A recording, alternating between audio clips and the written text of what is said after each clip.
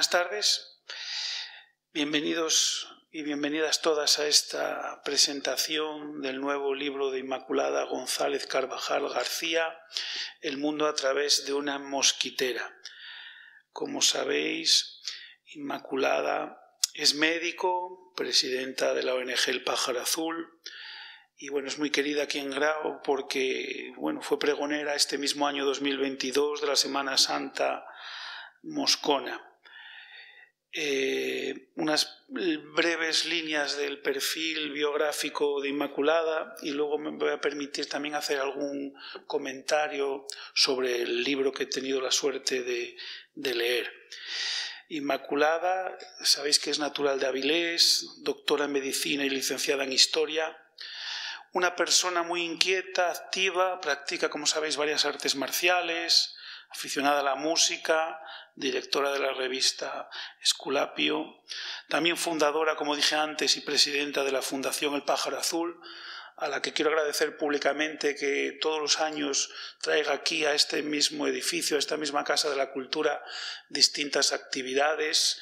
La última de ellas la comentábamos antes de comenzar este acto, la proyección de un vídeo, de una película, con lo mismo que hacen en Oviedo, el ciclo de cine africano, que la verdad que me sorprendió y es agradable ver la calidad de ese tipo de películas que se hacen en el continente, además tratando temas sociales muy atractivos, y quiero agradecerle, como digo, públicamente que traiga a Grao este tipo de actividades.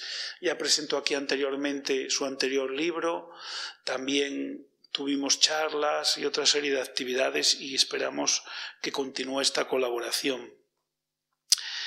La Fundación Pájaro Azul, lo sabéis los presentes, trabaja en el África subsahariana, sobre todo en la República Democrática del Congo, apoyando proyectos con niños de la calle, enfermos mentales, con mujeres.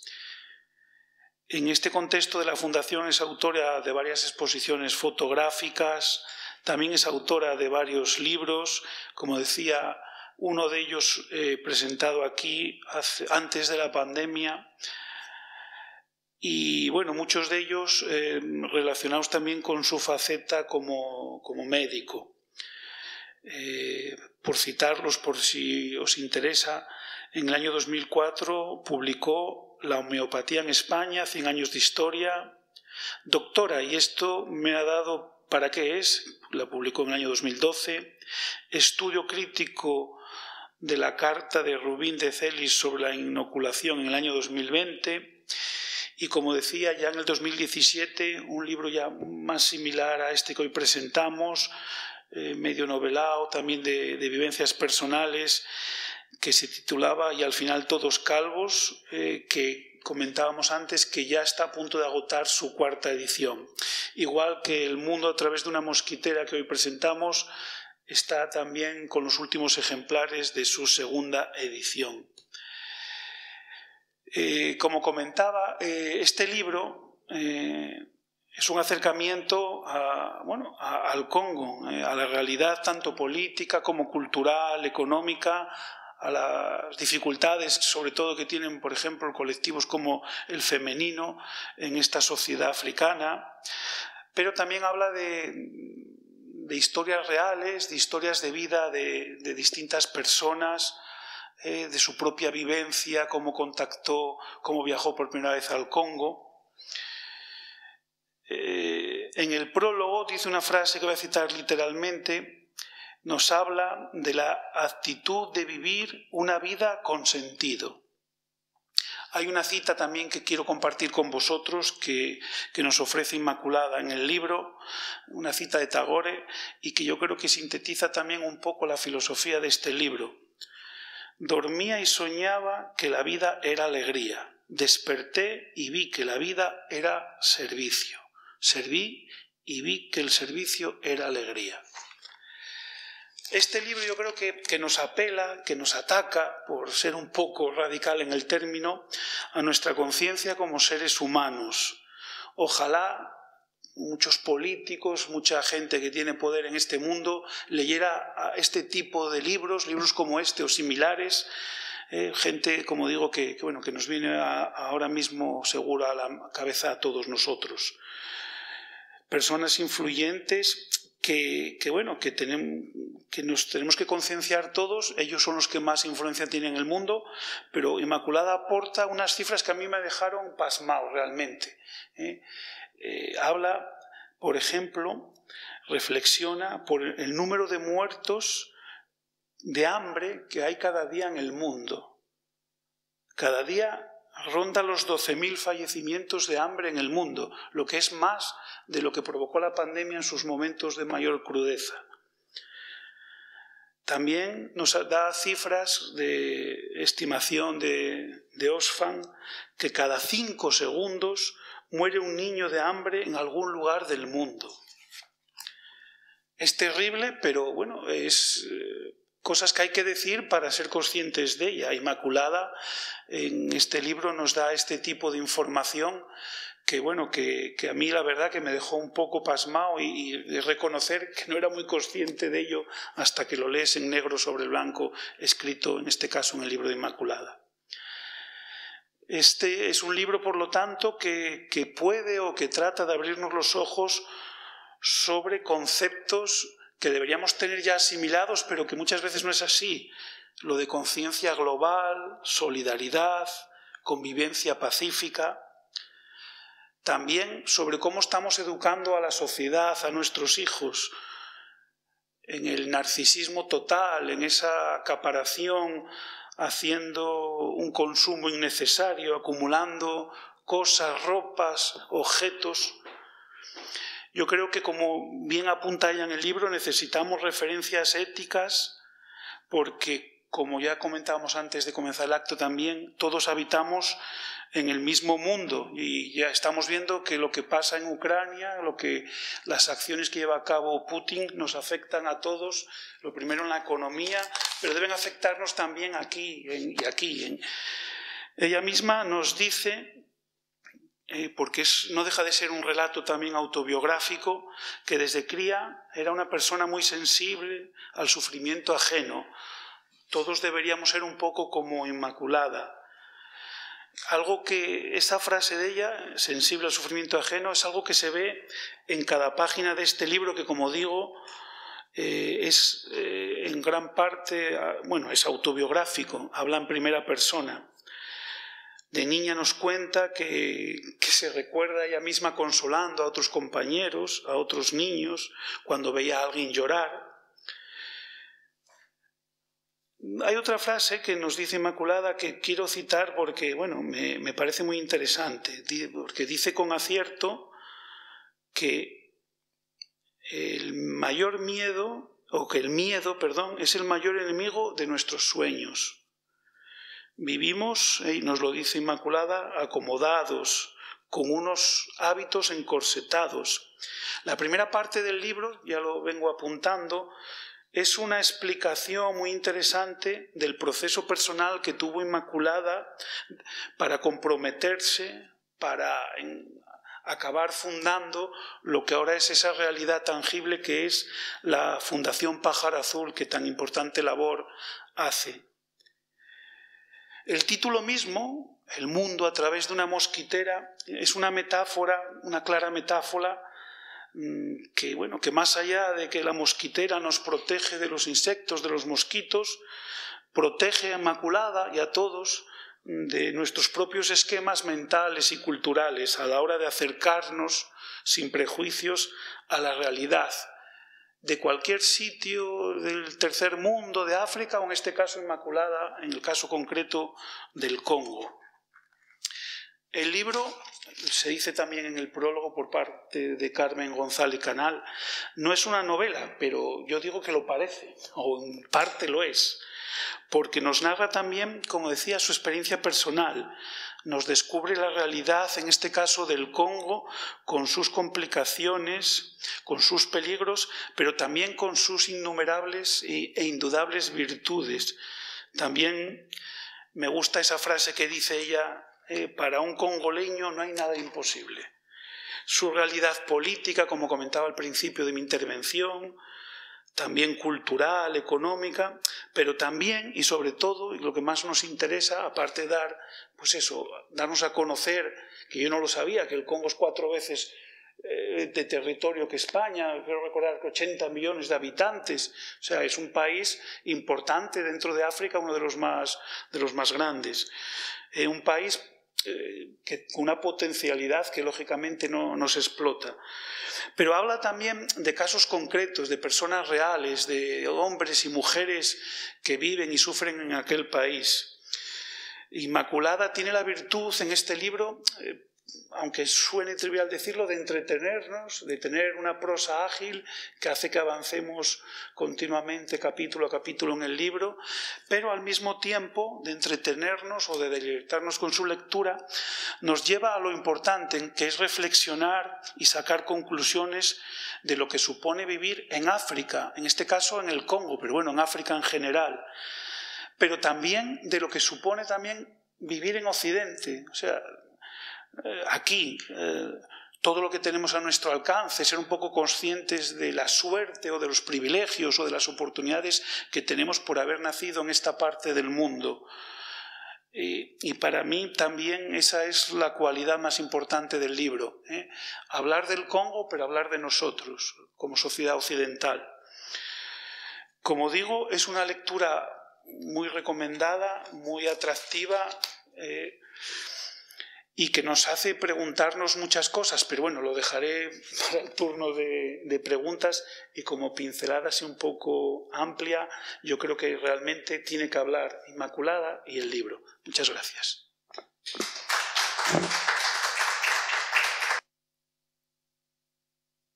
Ahora. Bueno, nada, buenas tardes, estamos aquí en familia, y además yo creo que ya el libro lo conocéis todos los que estáis aquí.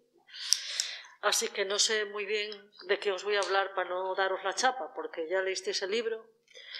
En todo caso, bueno, muchas gracias, Gustavo, por la presentación y por este preámbulo donde ha resumido muy bien los objetivos fundamentales del libro, ¿no? Que el libro, desde luego, surge por un lado por la intención, o desde la intención de acercar a la gente a esa realidad que yo vivo cuando voy allí,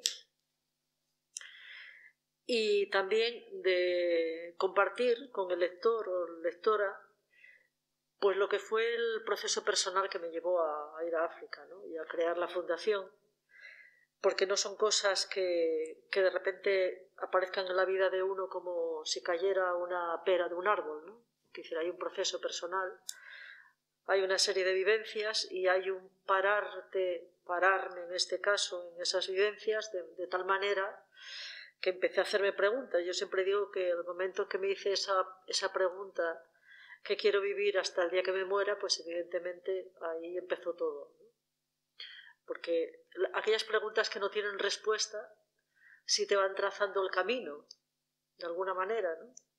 Aunque no sepas cuál es ese camino ni a dónde te va a llevar. Pero en el momento que te haces esa pregunta y que dejas que esa pregunta te habite por dentro, pues evidentemente te va a marcar un camino. Y yo desde que me la hice, hasta que luego fui a África, en el momento que me la hice, en ningún momento podía pensar que me iba a llevar a África en aquellos momentos. Pero simplemente eso te da un estado de atención en la vida que hace que el resto de las cosas que van sucediendo las vas encajando hasta que formas un determinado puzzle con el que no soñabas. Y entonces un día te das cuenta que, bueno, dices tú, oye, pues voy a ir a África en principio a hacer fotografías, siempre con la intención de acercar a la gente de aquí otra realidad, ¿no? Y acercarla porque una tónica bastante frecuente en mi trabajo en los últimos años es la queja, el malestar de algunas personas y la queja permanente. A veces por cosas que no tienen sentido ni tienen motivo de queja, ¿no? Es decir, hay mucha gente aquí infeliz, en el fondo porque su vida tiene una profunda falta de sentido, que de ahí surgió el primer libro y al final Todos Calvos, que va un poco en el tratar de buscar sentido a la vida o dotar la vida de contenido y de sentido, ¿no? Pero entonces ya una vez que ya empiezo con la experiencia en África, pues me doy cuenta que, claro, yo empiezo a vivir entre dos realidades totalmente diferentes. Realidades donde las necesidades son evidentes y donde la gente no es que sea feliz, porque cuando dice la gente, no, es que los africanos son felices, es verdad que se conectan más fácilmente con la alegría, porque no tienen nada, y eso lo hemos vivido aquí muchas veces cuando éramos pequeños, como éramos mucho más alegres, nos alegraba mucho más tener cualquier cosa, ¿no? Y hoy día los niños tienen, igual que los adultos, y viven en la insatisfacción permanente, ¿no? Entonces, claro, yo empecé a vivir en esa polaridad de que por un lado eran realidades de muchas veces de mucha pobreza, de mucha necesidad, de mucha dificultad, y donde la gente, y donde no hay neurosis. Aquí lo que tenemos es neurosis porque hay una parte importante de sufrimiento, una parte importante, que es neurótico, es decir, no está sentado en una realidad, está sentado en aspiraciones, en deseos, en ilusiones, en fantasías, sobre todo en fantasías, ¿no?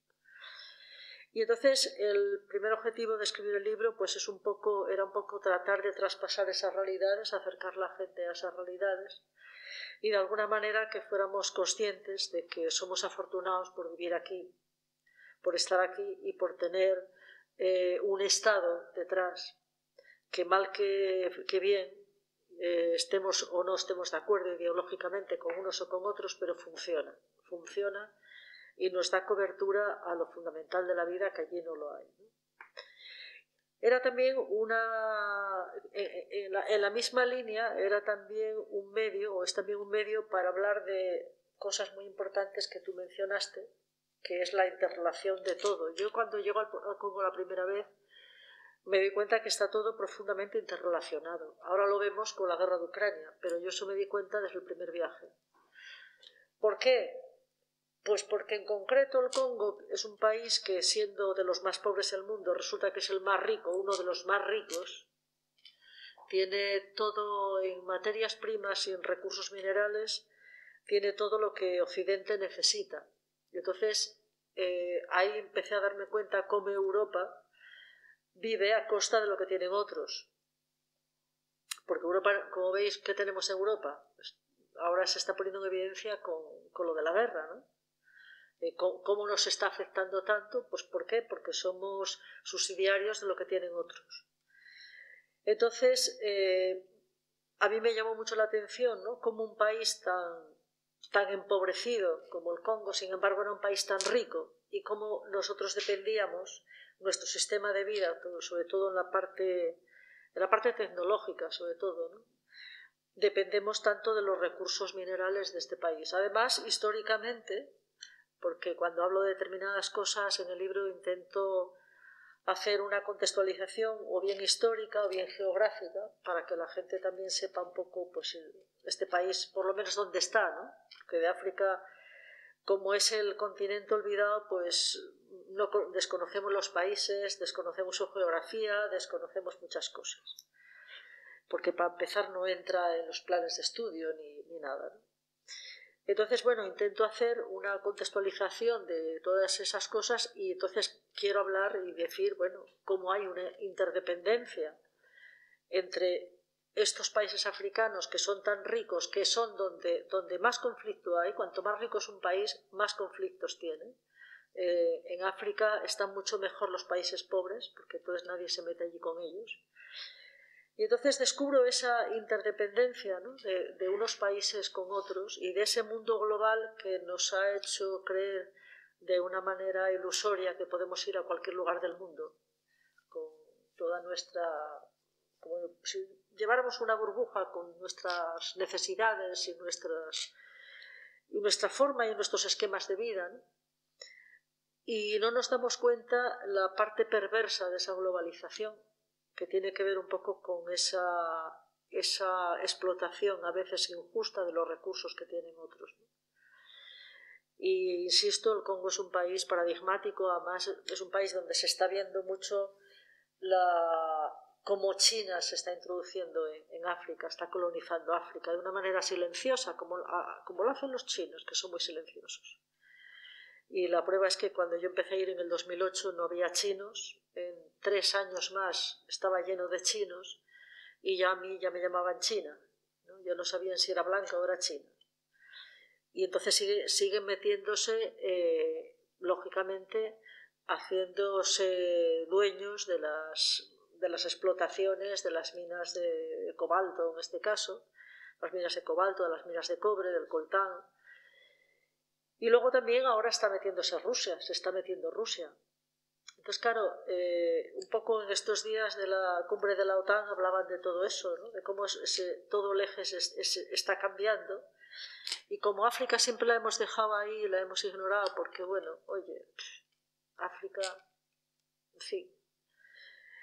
Tampoco hay una gran conciencia a nivel de los organismos internacionales para denunciar determinadas tropelías, como por ejemplo, yo qué sé, en la zona este del Congo, que es la zona de las minas del coltán, donde hubo toda esa tropelía de utilizar a las mujeres como arma de guerra y las violaciones masivas de mujeres de todas las edades.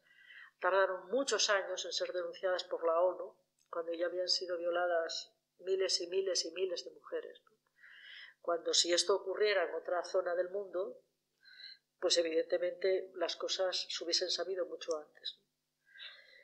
Entonces, bueno, el libro está orientado también un poco a denunciar y a tratar de despertar conciencias en ese sentido, y también hablar de situaciones que me voy encontrando por allí, ¿no? O sea, es decir, de las personas que son las verdaderas protagonistas muchas veces de muchas historias, que son, bueno, por hablar también de los niños de la calle, de los proyectos con los que trabajamos, que ya sabéis que son niños de la calle, enfermos mentales, Sor Ángela. Hablar también de, bueno, pues de la situación de la mujer. Historias como por ejemplo la de la niña Raísa que pedía para su cumpleaños un yogur y un salchichón. Bueno, historias o de los niños David y Davina, los gemelos que conocí cuando llegué allí la primera vez y con los que todavía mantengo relación. Entonces, historias de las personas con las que me voy encontrando y que de alguna manera a veces pueden también cuestionarnos en nuestras formas de vivir, en nuestras formas de abordar la vida. Entonces, bueno, el libro en este caso, como ya lo habéis leído todos los que estáis aquí, pues yo no sé si a lo mejor queréis hacer así alguna pregunta o queréis que hable de algún tema concreto del libro o algo que os haya llamado la atención cuando lo leísteis, porque si no es volver a hablar de lo que ya habéis leído, ¿no? O si quieres tú preguntar algo también. Yo, bueno, como tú también, yo como tú soy empleado público, sí me interesa bastante el tema pues de la poca valoración que tú haces, notas en el libro de los servicios públicos, de la sanidad, de cosas que aquí se dan por supuestas, que haya, como tú decías, un Estado que te garantice una sanidad, una educación. O sea, son cosas que aquí en Occidente parece que damos por supuestas. Sí. Pero que, sin embargo, pues allí lo decías tú en el libro, tienen que pagar hasta el colchón en el hospital. Sí, el colchón, el esparadrapo y el alcohol. Evidentemente, ¿no? Yo me acuerdo, esa anécdota además creo que la comento ahí, que una de la delegada nuestra, Yasan, que además es amiga y ya habló bastante de ella en el libro, un día que estábamos en Oviedo y estábamos paseando por Oviedo y entonces dice ella, yo si viviera aquí cantaría y bailaría todos los días. Dije yo, ¿por qué? Dice, porque no tenéis que preocuparos para comer y si estáis enfermos sabéis que os van a atender. Entonces son esas cosas que te impactan, ¿no? Porque nosotros a eso no damos ninguna importancia. Otra cosa es que no tengamos que luchar porque todos esos servicios públicos funcionen bien. Eso es otra cosa, ¿no? Y eso sí deberíamos conservarlo y luchar por ello, pero no nos damos cuenta hasta qué punto todo eso son garantías y todo eso son pasos muy importantes de evolución. Hay una cosa que me llama mucho la atención y eso es contaminación de los mayores, porque cuando llega así final de agosto, principios de septiembre, que los niños van a empezar al colegio y suelo preguntarles a los niños si tienen ganas de empezar y la mayoría te dicen que es un rollo el colegio, ¿no? Y te hablo de niños de 7, 8 años. Bueno, yo eso es una cosa que no la consiento directamente. No consiento esa queja. Porque lo primero que le digo al niño, delante de sus padres, o su madre, o lo que sea, digo, es que eres un afortunado. Tú puedes ir al colegio y hay cantidad de lugares en el mundo donde niños y niñas como tú están trabajando ya están trabajando. Y eso que para ti hoy día dices que es un rollo, porque es lo que estás escuchando a tus padres, en el fondo, eso ha costado muchos años, muchos años. Y gente de nuestra generación y generaciones anteriores no tuvieron oportunidades de ir al colegio. Y se perdieron muchos talentos por el camino, porque la gente tenía que trabajar desde muy pequeñitos, a veces desde niños. Entonces todo ese refalfio, como decimos en Asturias, que lo tenemos, y lo estamos transmitiendo, pues entonces muchas veces todo eso va en detrimento de todos esos servicios públicos. Y en la sanidad, pues pasa lo mismo, ¿no? Y es una pena porque llegar a tener lo que tenemos ahora, hay mucha gente que ha luchado por ello y ha costado mucho. Entonces, claro, hay que mantenerlo, pero hay que saber que somos afortunados porque lo tenemos y porque lo hemos conseguido. Entonces sí, el valor de lo público y el valor del Estado. Y lo que implica que no haya un Estado que garantice nada, absolutamente nada.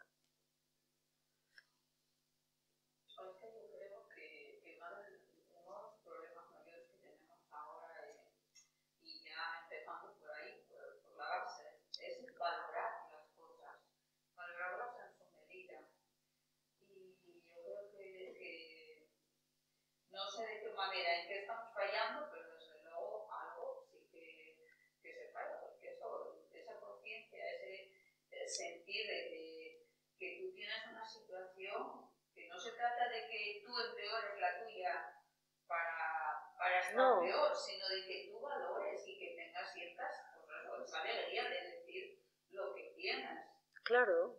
Yo a veces les comento en clase, porque bueno, tenemos un proyecto de hermanamiento con el Sáhara y a veces les comento por la experiencia de cuando fuimos, hacemos actividades y ven cómo vienen aquellos críos y yo les digo, yo cuando fui, yo no vi a ningún niño decir, no, me aburro, no sé qué jugar.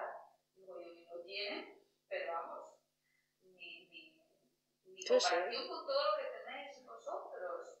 Y estamos encontrándonos con eso, con niños que te dicen que se aburren, que los ves como enfadados, como tal, que falta alegría. Y tenían que estar felices porque, a ver, tienen cubiertas todas las necesidades.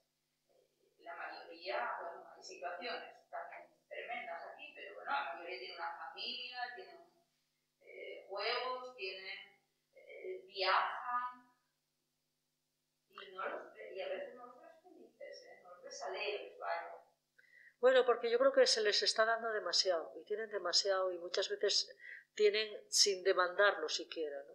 Sin que haya una demanda explícita, ¿no? Al niño no se le deja desear nada, se le da ya por anticipado, ya se le están dando cantidad de cosas, entonces los críos están atontados y están, bueno, esa palabra asturiana que lo define también, refalfeados.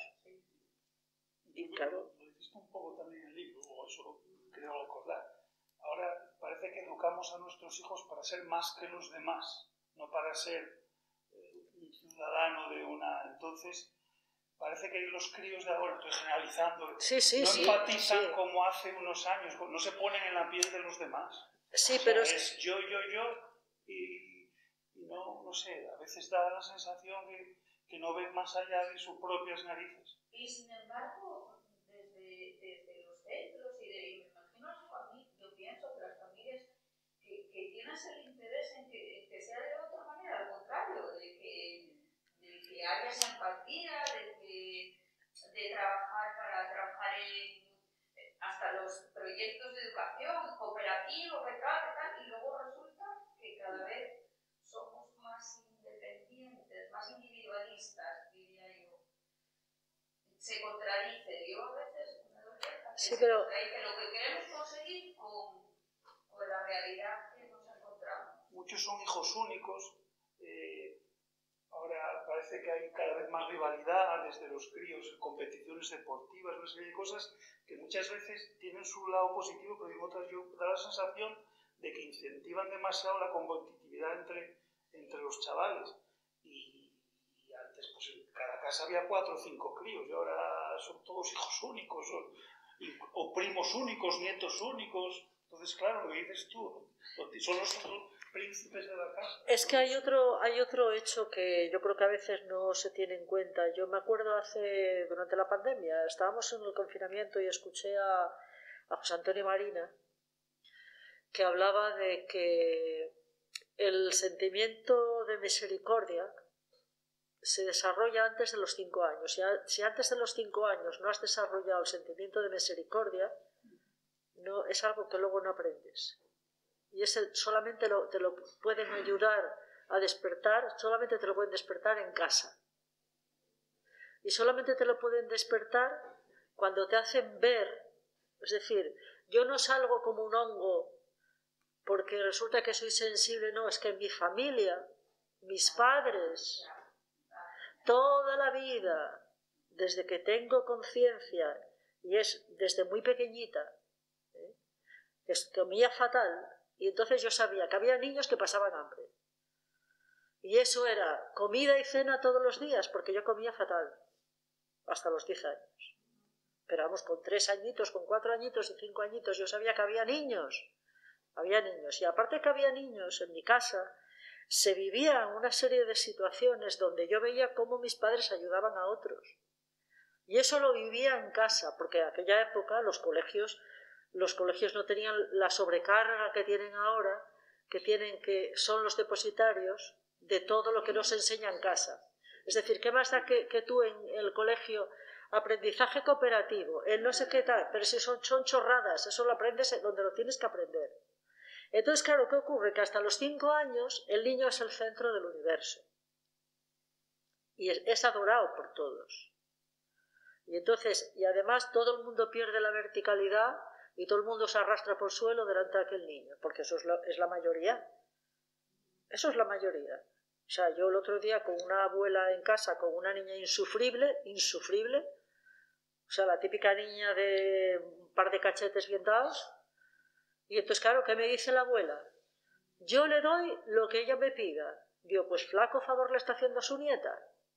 ¿Me explico? Entonces, claro, ¿cómo esa niña va a desarrollar misericordia? ¿Hacia qué? ¿Hacia quién? Y eso es la mayoría.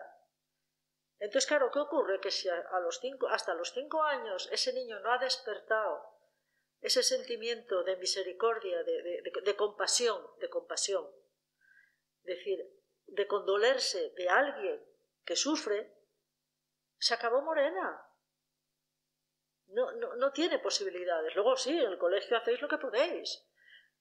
Sí, es que pero ¿qué más da? Porque tú escuchas, sale un problema tal y dices, no, es que eso tenía que ir en el plan de estudios y tal. Y digo, pero vamos a ver, hay 1000 cosas que cuando empezabas tú a la escuela, tú ya en casa te habían enseñado una serie de cosas que tú, lo que dice Inmaculada, no solo que te las había enseñado, que las habías mamado, que las habías... Que las habías vivido, que las vivías en casa. Interiorizadas, no necesitabas... Las vivías en casa. Pero los niños no aprenden por lo que se les dice. Claro. Aprenden por lo que viven. Por lo que viven. Lógico. Lo que viven hoy la mayoría de las personas. Un poco lo que hablábamos antes. La gente va a vivir al campo. Pero va a vivir al campo como si estuviera en la ciudad. No se relacionan con los vecinos. Se relacionan en los pueblos. Eso es. Porque yo nunca vi mayor cooperativo que en los pueblos. Yo qué sé dónde merendaba, donde me tocaba, en la casa que tocaba. Y en mi casa merendaba cuando tocaba, vamos. Quiero decir, hoy se vive de otra manera. Entonces los padres están empeñados en meterles programas a sus hijos en la cabeza, desde que nacieron, y no los dejan vivir como niños, porque ellos no viven como personas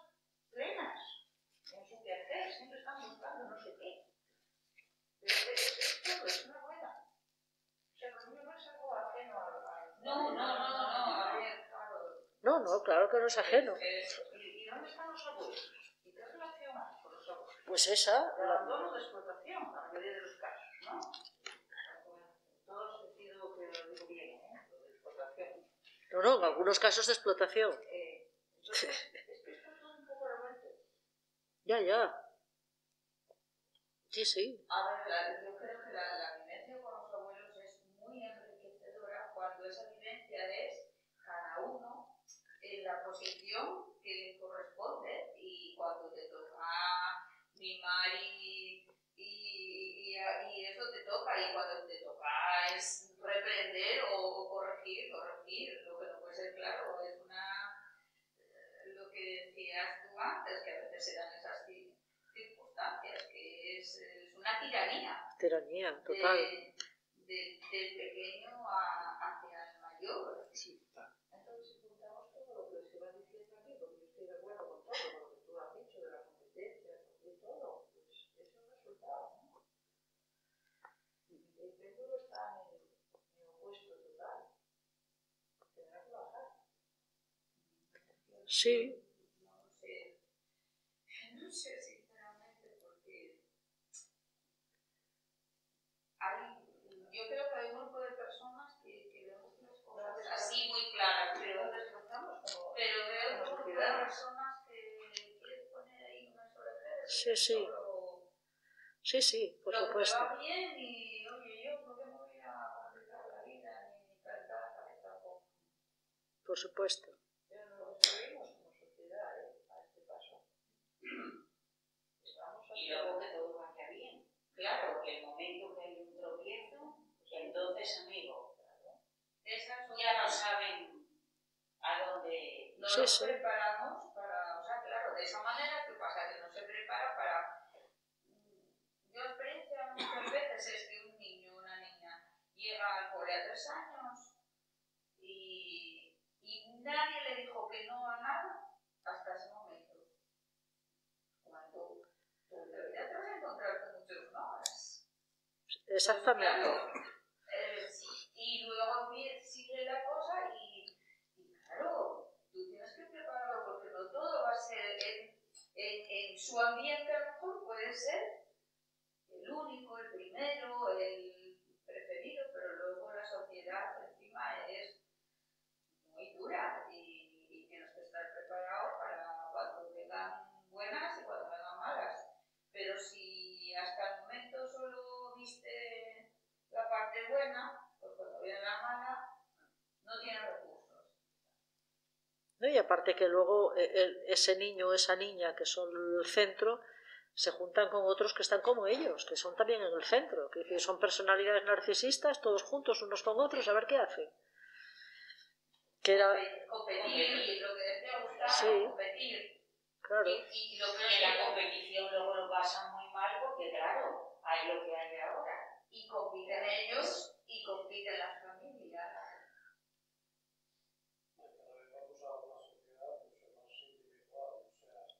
Sí. Esto la televisión, o sea, no pensamos, nos lo dan ya todo hecho, y venga, el bombardeo, toma, yo quiero coger esto, o matarme, y yo cojo, o sea, para hablar con el compañero que está ahí, no hay, ¿qué tal o no? Pasa, no sé qué tal, perdemos nada. Pero los mayores también, claro. Críos y mayores. Y mayores, sí. Críos y mayores. Críos y mayores. El problema son los mayores, lo que decís vosotros. El problema Críos y los mayores. críos es cómo los educamos, claro, ¿no? Y el problema, lo decías tú, Maite, es que no son conscientes, o sea, piensan que el equivocado somos los que decimos no. ¿Cómo vas a decirle que no? O sea, no les cabe en la cabeza. Porque todavía esta semana me pasó con una madre que se decidió dejar un premio desierto de un concurso, pero es que no tiene, o sea, es que el crío vaya trauma, con el vaya trauma del crío, es que no tiene calidad para publicarse, lo sentimos. Y lo decidió así el jurado. Pues somos los malos de la película. Sí. O sea, no les cabe en la cabeza que digamos que no. No, o sea... Es que lo que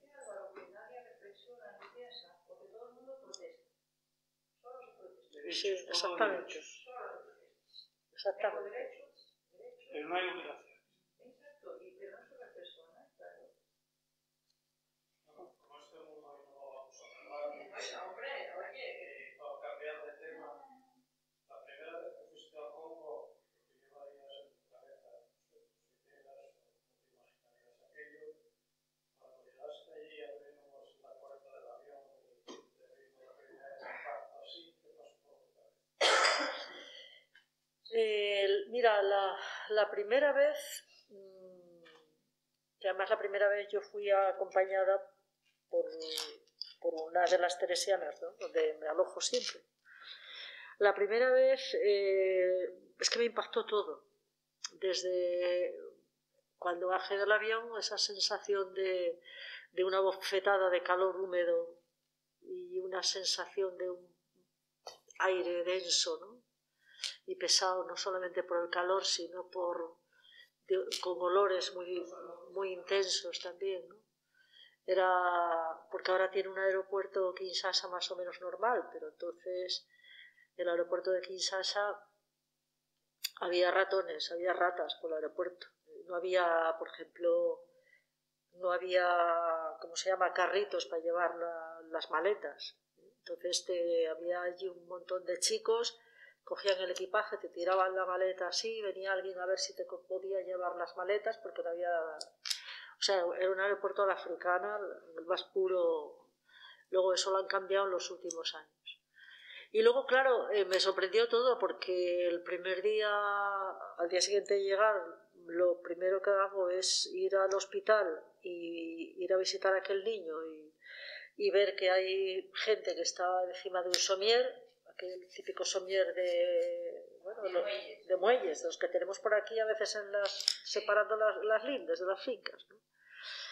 Y claro, a mí aquello me sorprendió mucho, que la gente, que enfermos estuvieran encima de un somier.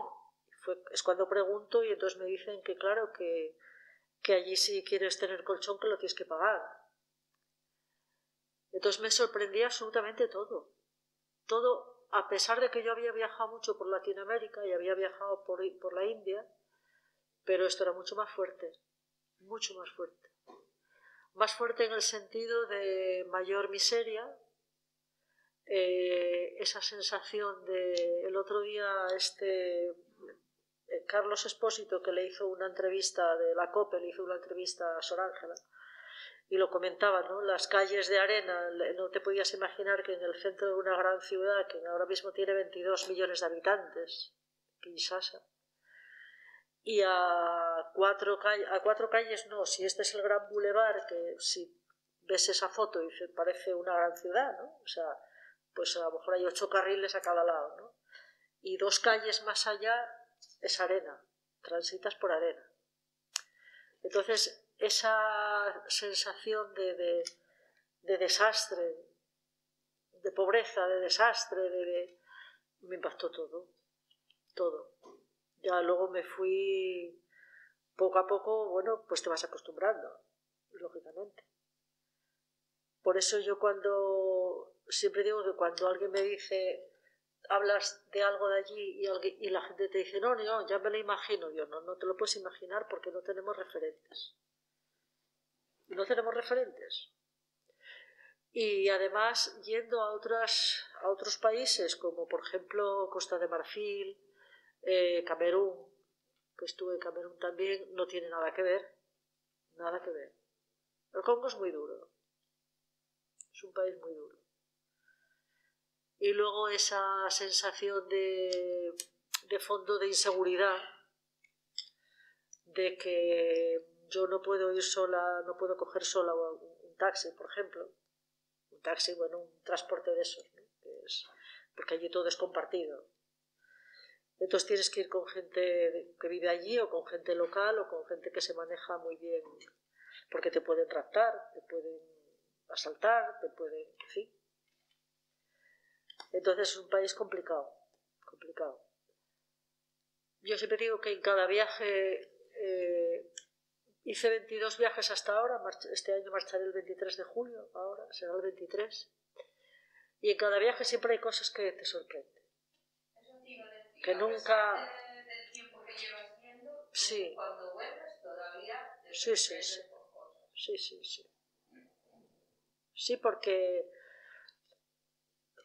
es sorprendente. Entonces, tengo imágenes, yo qué sé, me acuerdo un día iba con Yassam por un mercado lleno de mierda. Los mercados allí es una pura barrizal, hecho una mierda. Además es una arena que ya es una arena negra, que se mezcla con, pues por ejemplo, con los restos de fruta, si es de pescado ya, ¿para qué vamos a hablar, no? Y en una de estas aparece una chica joven, una chica no sé si tendría 20 años, y tenía como si caminaba sobre las rodillas,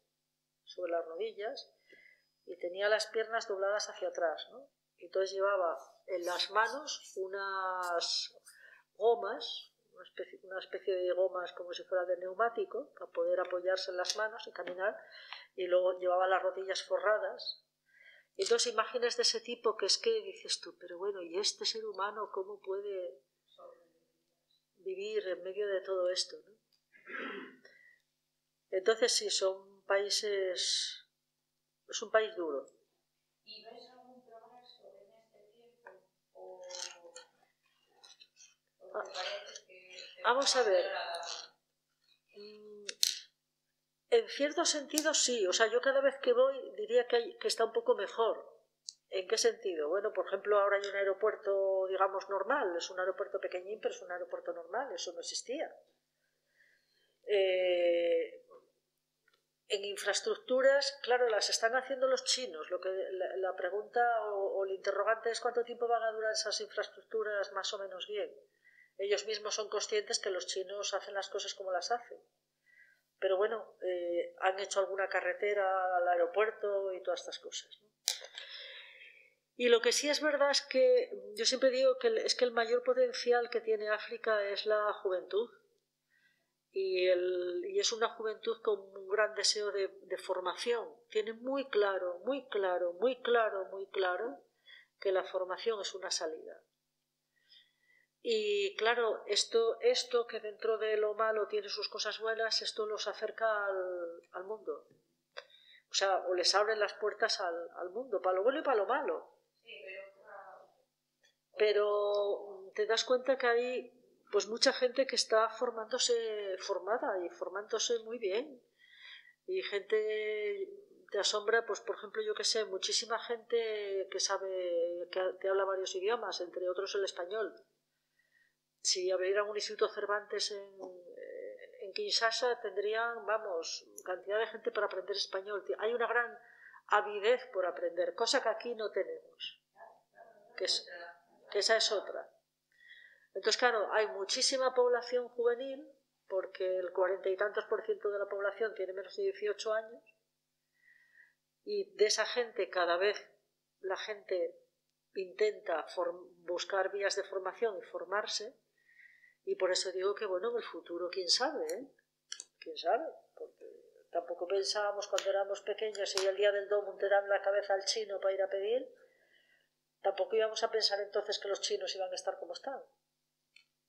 Fíjate, ahora más de 10 años yo fui a un curso de formación que no tenía nada que ver, que era de esto, que era relacionado con mi asignatura de religión. Pero el ponente ya nos dijo, hablando de hacer mutuo y de tal, que los chinos estaban comprando grandes extensiones en África, claro, o sea, como granero. Sí, ellos claro. sabían que iban a crecer como potencia y que en su país no iban a tener suficiente para alimentar a toda la población, y estaban comprando, pero decía que a unos precios irrisorios se compraban prácticamente países enteros. Claro. Para tener el día en un futuro. Sí. En su momento me llamó muchísimo la atención, pero ahora, al cabo de los años, me doy cuenta. Pero eso ya estaba en los planes de Mao, África ya estaba en los planes de Mao.